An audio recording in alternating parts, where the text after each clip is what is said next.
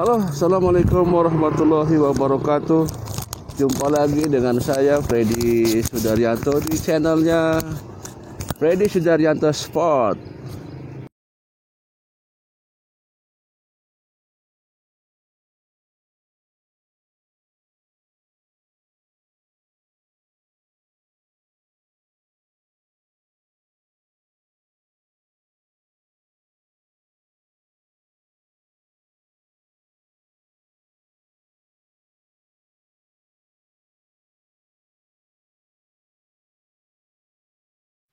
Halo, jumpa lagi di salah satu spot yang berbeda. Kita coba untuk bersahabat dengan air, karena air itu bisa mendinginkan, juga bisa membawa kita lebih relaksasi dan lebih tentram. Tidak jauh, mari kita bahas seputar kasus Jalan Cagak Subang. Melanjutkan pembicaraan yang kemarin, masalah yang saya bahas adalah siapa sebenarnya pelaku ini. Saya akan coba membahas apakah pelaku menyadari akan perbuatannya, dan kemudian apakah pelaku menyesal atas apa yang dia lakukan. Satu pertanyaannya, apakah menyesal? Ataukah kedua tidak menyesal? Ataukah ketiga pura-pura menyesal? Ada 3 pertanyaan nih. Satu, memang benar-benar menyesal dengan maksud bahwa dia tidak sengaja melakukan itu. Kedua adalah tidak menyesal, bahwa memang dia sengaja, memang sudah melakukan itu, sudah diprogram. Ketiga adalah pura-pura menyesal, dengan maksud menyesal di hadapan beberapa orang, kemudian sebenarnya dia pura-pura menyesal padahal tidak menyesal. Artinya bahwa dia puas melakukan itu, ada kepuasan tersendiri.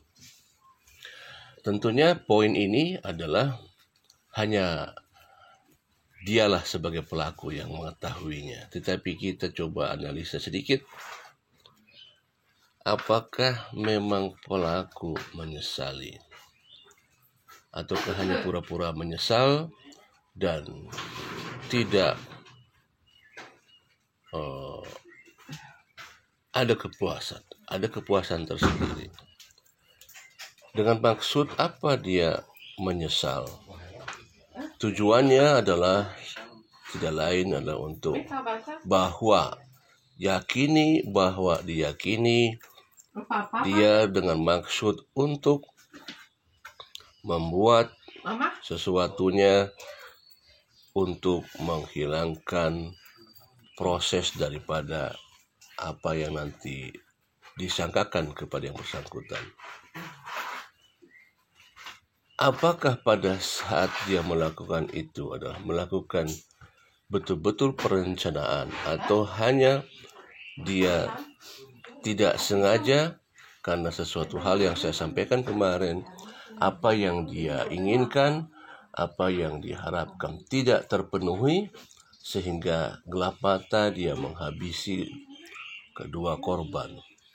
Mungkin hanya satu korban yang niat untuk dihabisi, tetapi karena satu korban lagi melihat kejadian itu, maka dihabisilah kedua-duanya. Faktor ketidaksengajaan yang memang kita mungkin saja ada faktor ketidaksengajaan pada saat pelaku melakukan satu eksekusi, dan artinya bahwa memang ini adalah dilakukan secara tidak sengaja. Pada saat itu diharapkan adalah dia kebingungan, kemudian juga apa yang harus dia lakukan pada saat itu. Karena karena ada faktor ketidaksengajaan itulah akhirnya dia mencoba untuk menghubungi atau ada orang yang dihubungi untuk mencari solusi bagaimana ini yang terjadi. Maka kata-kata maaf yang pertama muncul kata-kata yang muncul dari dia adalah meminta maaf, bahwa memang tidak ada unsur ketidaksengajaan dalam hal eksekusi ini. Artinya adanya penyesalan. Dengan maksud penyesalan itu adalah penyesalan yang kamuflase. Karena barangkali di balik itu semua adalah ada kepuasan tersendiri. Apalagi kalau kita lihat betapa luka-luka yang diderita atau luka-luka yang ada di kedua korban itu adalah dalam bentuk kepuasan. Ya, kalau kita lihat luka-luka di kedua almarhumah bukan suatu eksekusi yang hanya satu kali dilakukan, tetapi adalah bentuk suatu pekerjaan eksekusi yang berkali-kali atau melakukan sesuatu hal yang bukan hanya menghabisi, tetapi adanya suatu kekuatan-kekuatan yang membuat mencapai kepuasan tersendiri. Maka untuk itulah, untuk menghilangkan daripada sangkaan kepada dia atau apa yang akan terjadi nanti, maka diadakanlah rasa maaf itu, dimunculkan rasa permintaan maaf itu, dan terjadilah negosiasi, terjadilah perundingan sebagaimana dilakukan untuk supaya terjadinya perdamaian. Maka untuk itu, apakah ini bentuk menyesal? Ya, antara menyesal dan kamuflase. Tetapi kita satukan lagi dengan keadaan, kondisi korban, maka di sana terlihat ada kepuasan tersendiri. Kepuasan yang memang ini misterius, ya. Bisa dilihat daripada luka-luka korban. Untuk itu, apakah penyesalan ini hanya sebagai kamuflase supaya agar dirinya tidak terjerat dalam kasus ini berlarut-larut dan mencoba untuk menghindari disangkakannya kepada dia, minimal adalah yang kita lihat adanya suatu proses di mana proses itu mencoba untuk menghilangkan, mencoba untuk mengaburkan, mencoba untuk dibuat supaya kasus ini berlarut-larut. Ada proses strategi yang sangat-sangat luar biasa di kasus ini, di mana betul-betul ini dibuat penyidik membuat kebingungan, penyidik dibuat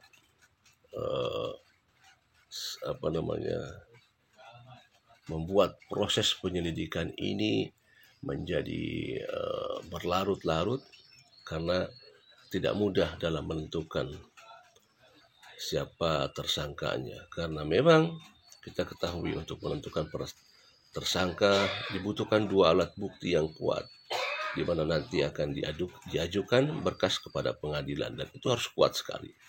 Nah, kembali lagi ke pembicaraan awal bahwa pelaku memang dia adalah melakukan secara spontanitas, kemudian berusaha untuk minta maaf, dan terjadilah negosiasi di bargaining dan sebagainya.